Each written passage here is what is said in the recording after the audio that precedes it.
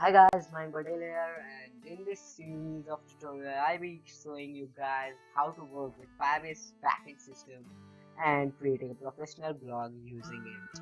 I'll be going to use the functions like Firebase database, Firebase cloud storage, Firebase real-time database, and Firebase authentication. Yep, it's very necessary that users should be authenticated and only authenticated users can create a new post. As you can see here, I've already created a layout, so you can see the layout is pretty quite neat and simple.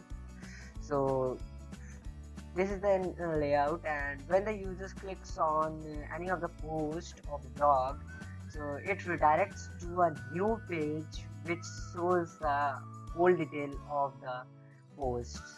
Yep, so you can see that the post is in detailed version, and users can join the discussion or they can comment the suggestions, and people can agree or disagree with the provided suggestion.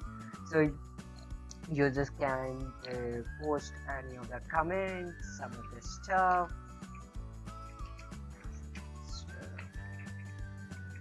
It is not working, it is only I have created design, not the functions.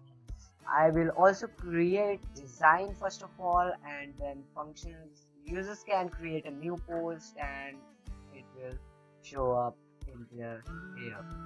Now this is the user's profile. We will also create a user's profile section, though I have not created yet, but I'll be creating with you in the series of this tutorial.